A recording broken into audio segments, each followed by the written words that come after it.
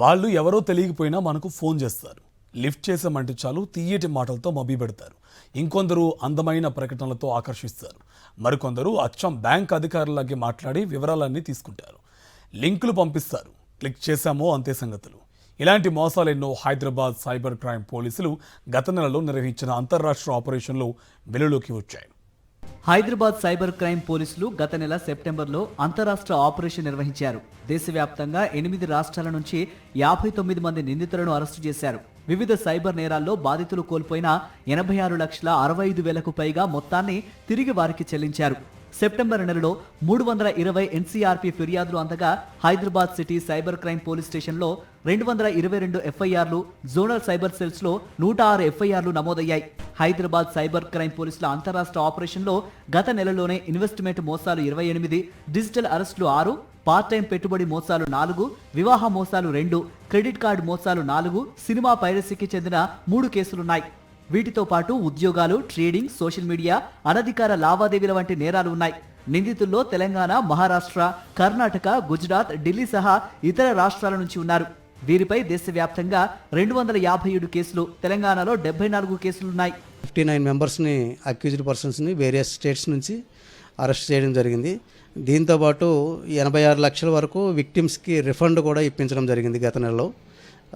తర్వాత ఈ యొక్క మేజర్ కేసెస్ ఏంటంటే investment frauds, digital arrests, social media related cases, ఇంకా మూవీ పైరసీ కూడా గత నెలలోన 3 కేసెస్లో చేయడం జరిగింది. మోసాలకు పాల్పడ్డ నిందితుల దగ్గర నుంచి 43 మొబైల్ ఫోన్లు, 9 చెక్ బుక్స్, 23 డెబిట్ కార్డులు, 4 ల్యాప్టాప్లు, 24 సిమ్ కార్డు స్వాధీనం చేసుకున్నారు. మరోవైపు సినిమాలను పైరసీ చేస్తున్న 5గురిని అరెస్టు చేశారు సైబర్ పోలీసులు. సినిమా పైరసీ కేసుల్లో నిందితులుగా ఏపీ, తెలంగాణ, తమిళనాడు, బీహార్, గోవా రాష్ట్రాలకు చెందిన వారు ఉన్నట్టు గుర్తించారు. మలక్పేటలో ఒక సీనియర్ సిటిజన్ని డిజిటల్ ఫ్రాడ్కి గురి చేసినప్పుడు కూడా ఆమె డెత్ జరగడం జరిగింది.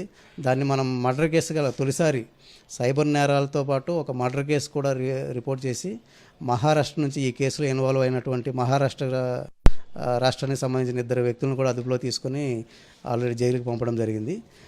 అలాగే మ్యాట్రిమోనియల్ రిలేటెడ్ కేసుల్లో కూడా ఒక పాకిస్తాన్ హీరోయిన్ డీపీగా ఫోటో పెట్టి మ్యాట్రిమోనియల్లో ఆమె హీరోయిన్ ఫోటో పెట్టి 23 లక్షల వరకు హైదరాబాద్కు సంబంధించిన ఒక వ్యక్తి నుంచి 23 లక్షలు ఫ్రాడ్ చేయడం జరిగింది.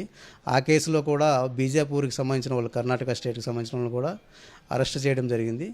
ప్రభుత్వ అధికారులు పోలీసుల పేరుతో సోషల్ మీడియాలో లేదా వాట్సాప్లో వచ్చే సందేశాలను నమ్మొద్దని హెచ్చరిస్తున్నారు హైదరాబాద్ సైబర్ క్రైమ్ పోలీసులు. ఎవరైనా అధిక లాభాల పేరుతో పెట్టుబడులు పెట్టాలని చెబితే జాగ్రత్తగా ఉండాలని, సెబీ ఆమోదించిన యాప్స్ ద్వారానే ఇన్వెస్ట్మెంట్ చేయాలంటున్నారు. బ్యాంకులు ఎప్పుడైనా ఏపీకే ఫైళ్లను, లింకులను పంపవని, అలాంటి వాటిపై క్లిక్ చేయొద్దని సూచిస్తున్నారు. మరోవైపు డిజిటల్ అరెస్ట్, ఆన్లైన్ విచారణ అనే పేరుతో ఎవరైనా బెదిరిస్తే వెంటనే పోలీసులకు సమాచారం ఇవ్వాలంటున్నారు సైబర్ క్రైమ్ పోలీసులు.